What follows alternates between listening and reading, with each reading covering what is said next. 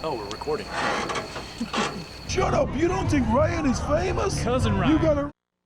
What is up, YouTube friends and family? It's Cousin Ryan, and I have got a special guest here, all the way from the UK. You guys may know him as Uncle Joel. I personally know him as Cousin Joel, but here we are. I can't believe it, man. I am so excited. Joel's back! Yes! And yet we're in the middle of a freaking world pandemic and we can't do anything but sit outside. Yeah. Joel, tell us what's up. First of all, this will be I haven't done a weekly check-in video in quite some time, so it's probably been almost a month. So this is going to take the place of that this week because there's really nothing more important going on in my life than Joel returning from the UK. Actually, there's a few more important things, but you know what? Good enough, Joel. Yeah. So, dude, what are you up to, man? Not much. I got my right to work in the UK about a week before lockdown, which has made the job hunt like pretty much pointless. And now, do you have your citizenship? No. Citizenship takes like 5 or 6 years. Okay, and without citizenship, you're not eligible for any type of unemployment or anything. No. Is that correct? Correct. Okay. That sucks. So you're basically living off your wife. Yeah. Equal opportunity. Yeah, I'm the stay-at-home husband. But I mean, the nice part about it has been, I was at home all the time until I got the right to work, and then when lockdown happened, it was just more of the same. It wasn't like most people were like totally threw off their life. Yeah. For me, it was just continue doing what I was doing. Which is living off of his beautiful wife. Yeah. Must be nice. Okay, so this is going to be the first of quite a few videos. Several videos. I don't remember how many we've got scheduled out, but We got quite a few. a handful and a half, maybe a fistful Yeah. of videos. Yeah. Community reference, which was a Clint Eastwood reference. Okay, so we've got those coming up, but tonight is just a little catch up with Uncle Joel because he is an important part of our channel here, and I just thought it would be fun to talk about a few things. I hope I'm not springing anything on you. We just sat down here and said, let's do a video, and so I've got some questions. All right? Okay. I've got some questions, and I didn't even know I had questions until the camera started rolling, but I've got questions now that I think might be interesting. Aside from the snacks Joel has brought back for me to try that we can't necessarily get here in the United States without, a hookup, what was the biggest, culture shock for you in going from the United States to the UK? And when I say UK, can we be a little more specific about what area of the UK? Do you mind? Oh, yeah. I don't expect to give. I mean, if you want to give your address, that's fine. But So yeah, I'm living about half an hour outside of London. I don't know. I don't think there really was much of a culture shock for me. But I adapt fairly easily, and I found a lot of things are very similar. I'd say the only significant difficulty for me was the lack of Mexican restaurants. no, you know what? I didn't want to interrupt what you were saying, but that is one complaint that I've heard from you more than once. It's cutting out part of my life. Yeah, Like, and I don't know, that almost makes me not want to. No, I shouldn't say that because I don't want to. We've got friends in the UK, and I don't want to offend anybody. I was going to make a joke, but I'm not serious about it. I was just going to say that makes me not even want to visit. I love Mexican food so much, and it's part of my. Like Joel, it's part of my DNA. Where we grew up in California, we have some of the best Mexican food in the country. That is something I even miss when I go back to Minnesota. So I'm sympathizing with what you're saying. But okay, go ahead. Yeah. Tell me about how bad the Mexican food is there. So I've tried a number of Mexican restaurants. There was one that was really good down in Brighton. It was a taqueria, and we went back several times when we were there, and that's the one Mexican restaurant there I love. But it's like a 2-hour drive away from us, so we can't just decide to go out to dinner and go there. The other Mexican places I've been to, it's it's almost like they saw a picture of a burrito and decided they were going to replicate it based just off of that. Like you can clearly tell that they were trying to make Mexican food, but it doesn't taste like Mexican food. Okay. Yeah. Next question. Actually, I'm going to make a statement. I think. I don't know.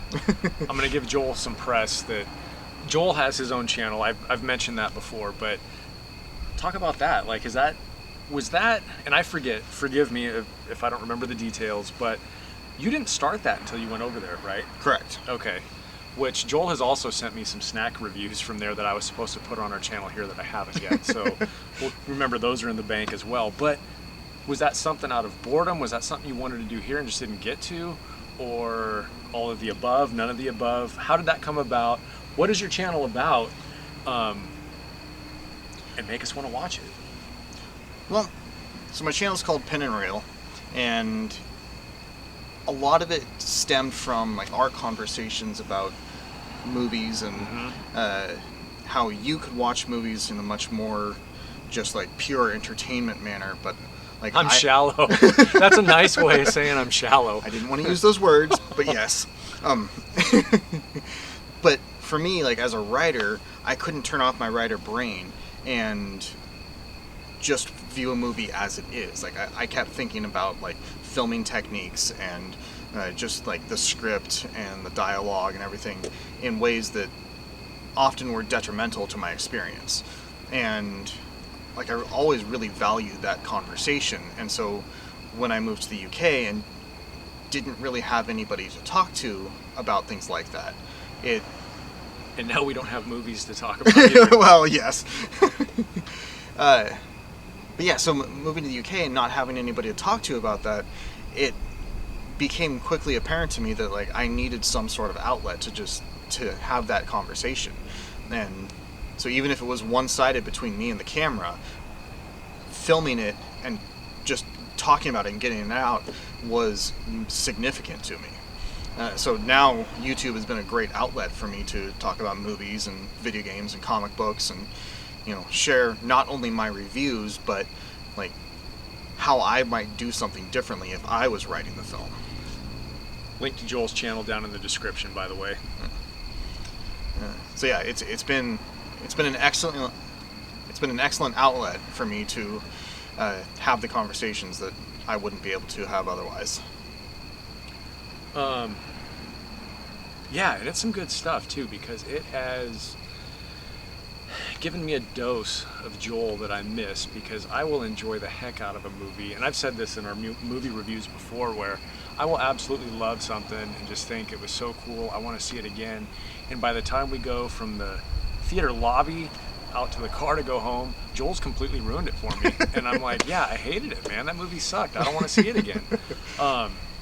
So we got to be a little careful sometimes about what we talk about. Again, that little dose wears off and I go right back to, oh my God, that was amazing. But, and I do miss that. And I don't hate all movies, so. No, that's true. Yeah. That's true. Just the ones I like, he hates. Yeah. No, but can you remember when there was a movie we actually agreed on? See, you can't right away. I know there has been. Yeah. There has been, and there's been some too where I was surprised that you liked them, because I start viewing it through your eyes, thinking, "Oh my God, Joel's miserable right now," and then we walk out and he's like, "Oh man, that was like, I really enjoyed." What? No, man, I hated it. So, before the shutdown, when you were over there, did you have a chance to go to a movie theater and see a movie? A few times. Okay. Yeah, I saw Sonic in 1917 and Jojo Rabbit. Sonic was the last movie I saw in a theater.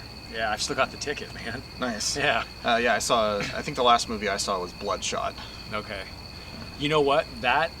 I wonder, did you guys shut down after we did? Like a couple weeks after. Okay, because John and I were discussing going to see Bloodshot, and it was right on the cusp of the shutdown, and we're, at that point we didn't know what direction things were going and how severe they were, but everything was starting to close down over a couple days. and we were kind of like, yeah, we want to see Bloodshot, but not really. So, Yeah. it's not worth the risk. And then we didn't go. But that would have been the last movie we saw. Instead, it was Sonic, which I really enjoyed. Sonic the Hedgehog. It was fun.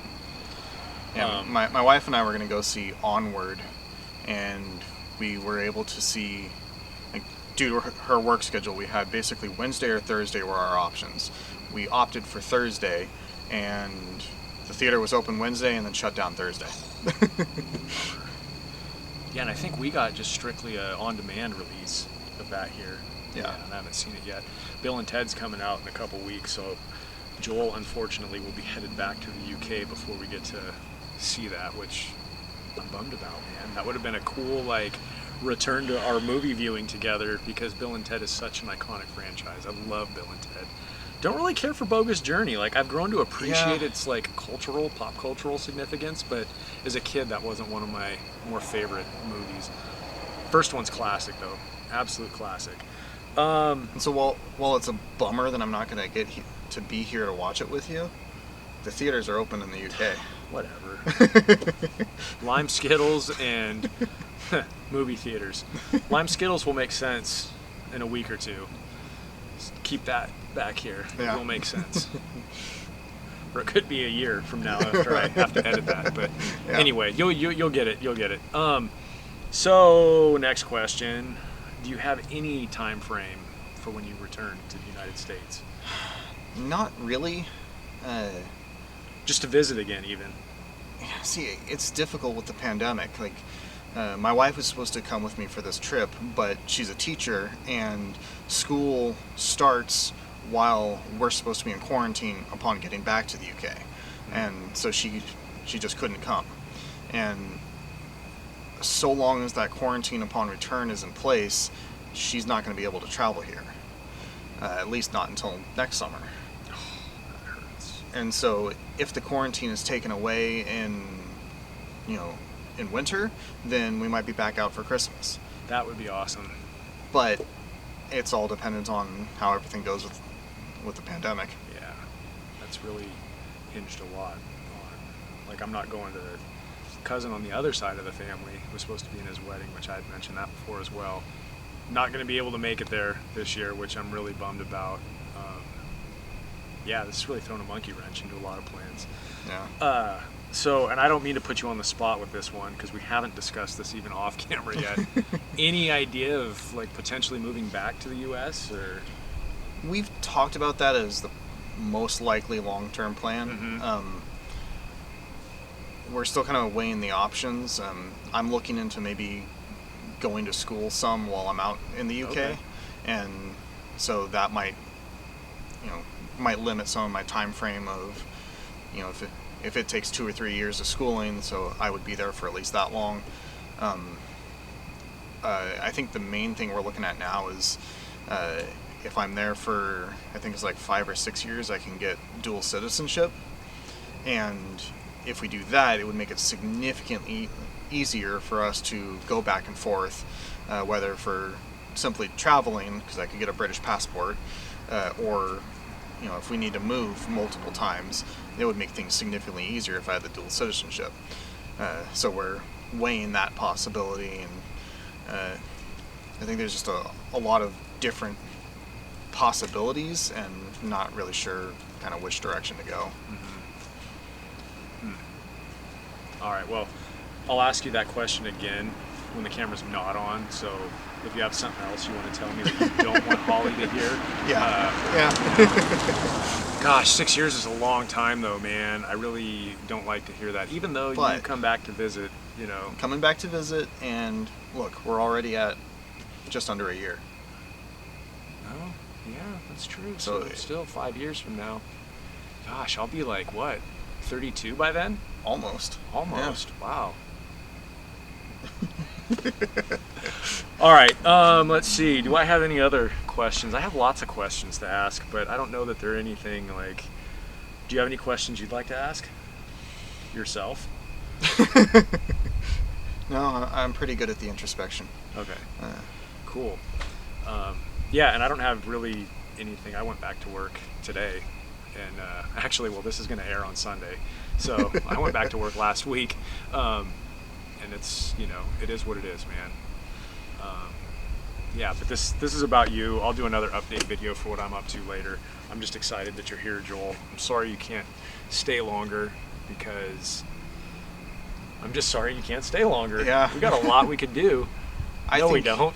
There's nothing to do. I think we just need to get on inventing teleportation technology. That would be awesome. Yeah. Or time travel, and then we'll just go hang out at, Yeah. you know, February 13th, 2020, before everything got crazy. And, Yeah. you know. Yeah. All right. Cool. Is there anything, like I said, is there anything else you want to add? Or are we good? Okay. I think we're good. I am looking forward to being able to do this more often with you. This has been Yeah. a major hole in my life. It has. It's been a bummer. It's been life altering not having him just down the street anymore.